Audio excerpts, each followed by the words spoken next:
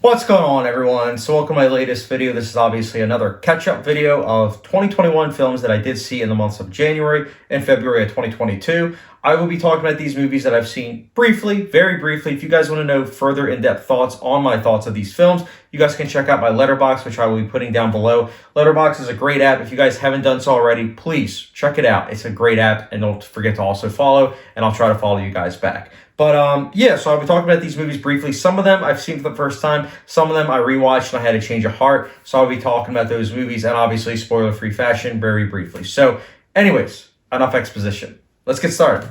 So kicking things off, I saw Parallel Mothers, which is the latest, I know I'm going to butcher his name and I apologize. It's the latest film from Pedro Almodovar. He's the same guy that did The Skin I Live In, Pain and Glory, great director. I haven't seen a lot of his films, but nonetheless, I was looking forward to this movie and it did not disappoint. This is a good film. Penelope Cruz, well-deserved Oscar nomination. I'm rooting for her Oscar night. Honestly, I think she's an incredible actress, and this is definitely a role that she knocked it out of the park. Please, guys, check this out. This went on the radar, under the radar for a lot of people, but it is so worth your time. Similar to Pain and Glory, glad it got some Oscar attention in terms of nominations, so that way more people will want to check this out, because it's definitely worth your time. So, honestly, Parallel Mothers, for me personally, it's a good film, and that's why I will be giving it a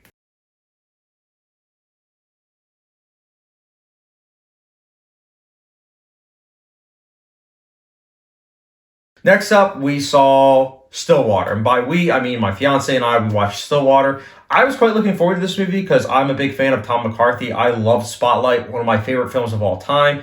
My fiance was also looking forward to it because she likes Matt Damon, but can't lie, both of us were disappointed. Me more so because this honestly made my top 10 most anticipated films of 2020 before it got pushed back to 2021. And a bit of backstory, I was going to watch this movie, honestly, in theaters with friends, but they weren't able to see it the first week. And then it went from having like 4 or 5 showings to just one. And it was like in the middle of the day. And I was like, well, screw that. I can't watch that. So I had to wait until it went on Blu-ray and I got it at the library and I watched it. And honestly, I'm glad that I did because, man, this was a snooze fest. It really was. Matt Damon's good in the movie, but overall, I did not like this movie. And that's why I'll be giving it a... yeah, quite disappointed by that movie. But anyways, next up, this is a movie I had a change of heart about, and that is Nightmare Alley. So Nightmare Alley, I truthfully saw at like 9:30. It was a 9:30 showing after I saw a previous movie, and this movie is 2.5 hours, and it's a slow burn. So seeing this in the theaters was, it was okay. So I was glad that I wanted to rewatch it with my fiance because she hadn't seen it, and we always try to have it where we both watch all the Best Picture nominations before Oscar night. So I revisited it, and I actually really liked this movie a second time. I'm glad I gave it a second chance. It's a good movie.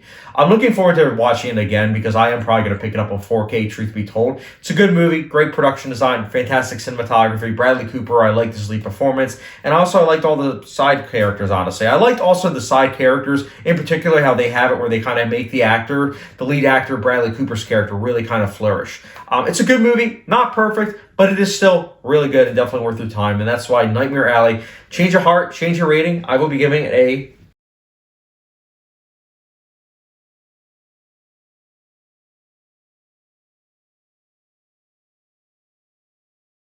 So yeah, next up, another movie that I had a change of heart, and that is The Power of the Dog.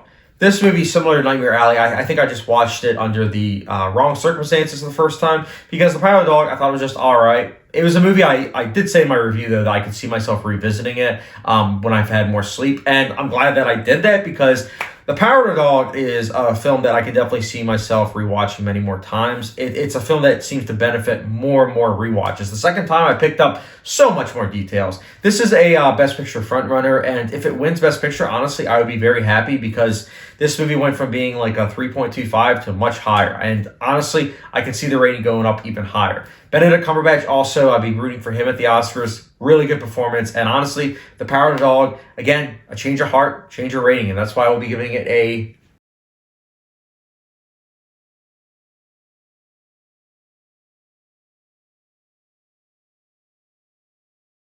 So yeah, and the last movie I saw in terms of 2021 films recently was Dune.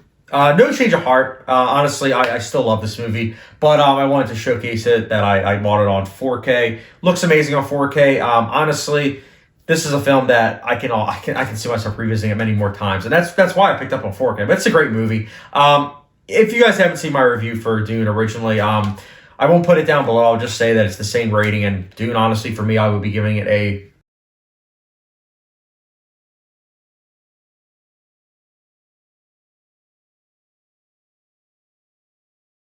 But yeah, love this film. Excited for part 2. Glad we're getting it. But yeah, those are the 2021 films that I've seen in January, February. Originally, I was going to watch Drive My Car, but unfortunately, it hasn't hit theaters near me. So I guess I will be having to wait until it's on HBO Max, which is, I believe, March 2nd. And of course, that's when the Batman comes out. So I won't be watching Drive My Car that day, but I'll try to watch it that weekend. But yeah, those are my thoughts, guys, obviously, on these movies I saw briefly. Again, if you want further in-depth thoughts, check out my Letterboxd down below. And let me know your thoughts, guys, down below on these movies I was talking about. Down below, and as always, don't forget the subscription, notification bell, and I'll catch you guys later.